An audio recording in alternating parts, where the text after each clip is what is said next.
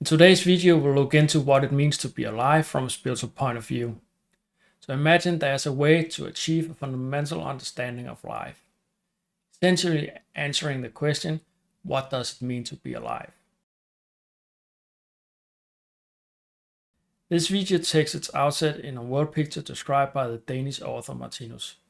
He states that 3 principles are needed to have a living being, and without these 3 principles, there is no living being and we won't be alive. The 3 principles makes up what it means to be alive. It is a big assertion that we have the fundamental principles for living beings. So we will also go over the arguments for why these 3 principles are required to have a living being. The analysis in this video draws from the work of Martinus. He's a Danish author who has written about the analysis of the living being, the mystery of life, and many other topics based on a spiritual worldview. He calls this a spiritual science because it can be checked with intelligence and our own experience. It is not something we just have to believe in. His world picture is founded on eternal principles and thereby makes up an eternal world picture. If you want to hear more about these intriguing topics, then please subscribe to the channel, and if you find the video valuable, then please give it a like. If you have any questions or comments, please leave them below and I will be happy to reply to them. So let's start with the first of the 3 principles that enable us to be living beings and be alive. This principle of the living being is the created. It is what moves and is what we experience. It has a form and we experience it, color, sound, weight, temperature, and so forth. How do we know that we need movement or change to have a living being? It kind of goes without saying and without controversy. If there is no movement, then there would be absolute silence and thereby no life. Without any change, which is movement, we would not be able to experience anything. And we know we do experience something, so there is a changing side to life. A rejection of movement would be a movement in itself. So a rejection of movement is proof that there is a movement. We also know that some of the movement we experience has intention behind it. We know it from ourselves and other humans. We can see houses being built with the intention to live in them, cars, computers, and other human artifacts that clearly has some use case and intention behind them. But where does this intention come from? Martinus claims that it does not come from the first principle, i.e. the movement itself. He claims that there has to be an absolute fixed point behind the movement in order to change. There has to be something to direct the movement because it has intention. The intention cannot come from the movement itself. We know this intention or director in our life as our I.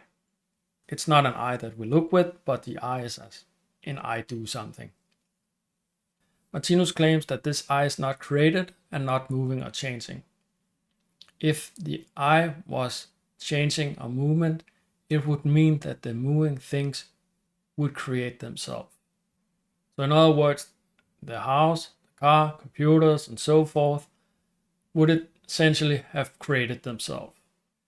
Martinus claims that something cannot come out of nothing, and that the same goes for life and the living being.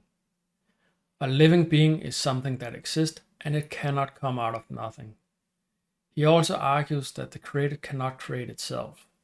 There has to be a creator behind it, something that directs the creation. We talk about it in this way in our language when we state that he or she created something, but we are not used to think about that the created and the creator are not the same. If the creator is not the movement, then it means that creator does not move or change. That means it cannot have any form, because every form is changing or moving. It is something that is above the created. It is an absolute fixed point, and that is why it can change or move the created. I made a video about this absolute fixed point. I will encourage you to watch it. You can find it in the corner of this video or in the description. Understanding the eye and that it has no form is in one way very simple, but it's also very hard to understand because we are not used to think that something is not a thing, something that doesn't have a form. In this case, the eye is just something there is. The argument for the third principle is as follows. The I or the creator is behind the created. Without this I or creator, then there would be no or anyone to move or change the created. The result would be a world where nothing would change.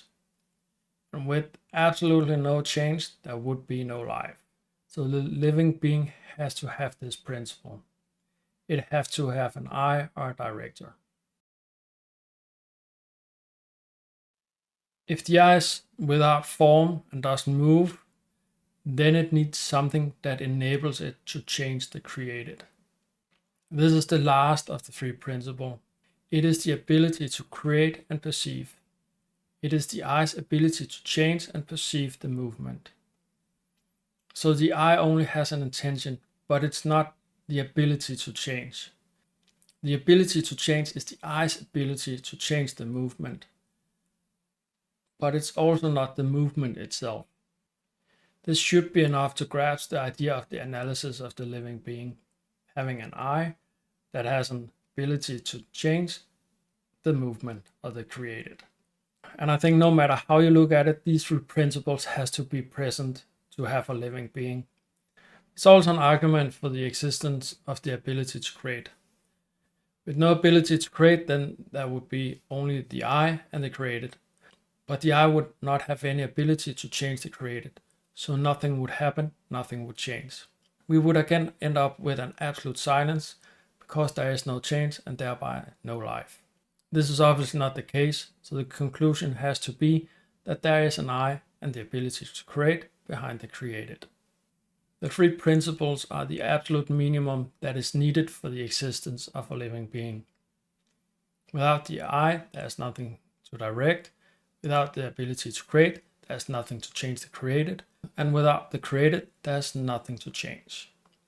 So what it means to be alive is to consist of an I, an ability to create, and the created.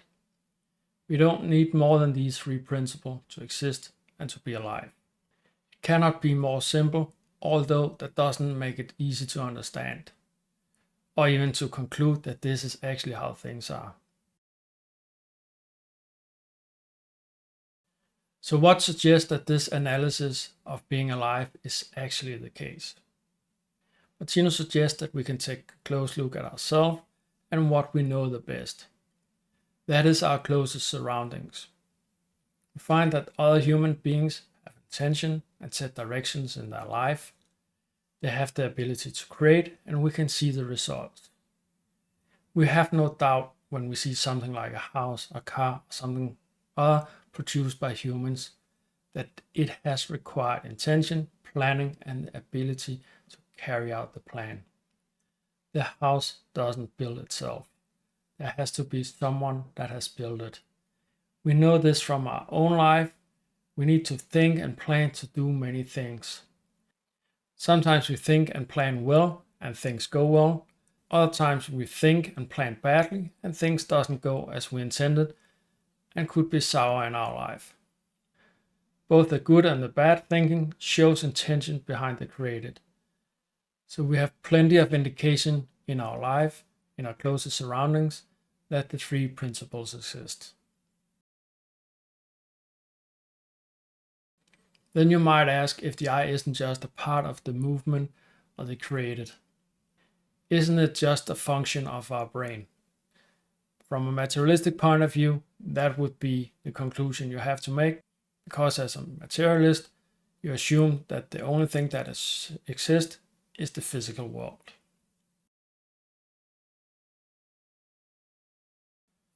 I'll point to two things that indicate that the I is not part of the created. Firstly, we have never seen or found the I. It is a blind spot in our mentality, and we have not found it in the physical world either. We don't know how it looks. If you have a mental image of the I, that would be thoughts. Our thoughts are creation as well. we can change them. They are part of the third principle, the movement. The I is also behind the thoughts. So according to Martinus, we'll never find the I in the physical world because it's not physical. The creator cannot be created by the created. It is the other way around. It is the creator that creates the created. Martinus is clear in his work that this is the absolute, eternal description of the living being. The living being has and will always have this analysis. That is why we can talk about an eternal world picture. A world picture that has and will always exist. So the second thing to think about in regards to the I consists of a bit of math. We can take this example where we take x equal x plus 0. That shows that 0 doesn't add anything to x, so it has no form. The same applies to the I that doesn't have a form either. So we could also say x equal x plus the I. That would be the same. We can also see that the 0 has an effect on the created being x in this case.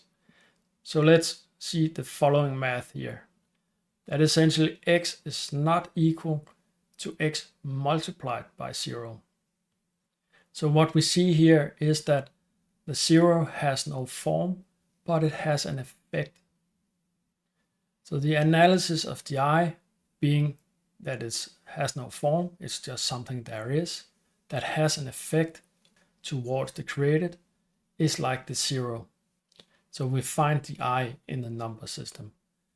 And Martinus has a long explanation of other areas of the number system, and he says that the number system actually includes the eternal world picture and is complete in that sense. So our non-materialistic or 0 without form has an effect on the created world. It also means that it's not nothing. It has no form, but it has an effect. So we can only describe it as something there is. If we apply any kind of form, then we are not dealing with neither the 0 or the I. If it has a form, it will add something when we plus it to the x. But that is not the case. It has no form, but it has the effect. So that's the I. And obviously, the second principle is the thing that makes this non-form having an effect on the form. So the argument is that if the I is in our number system, then it might also be in the real world. This is at least food for thoughts. So the meaning of being alive means that we as living beings consist of these three principles. The I, the ability to create, and the created. This has lots of implications that we'll go into in future videos. So subscribe to the channel if you want to know more about Martinus' intriguing explanations and eternal world picture. And if you have any comments or questions, please leave them below and I'll be happy to answer. And if you found this video valuable, please like it. Subscribe, liking and commenting all helps the channel. Thanks in advance if you do any of these things. And lastly, thanks for watching.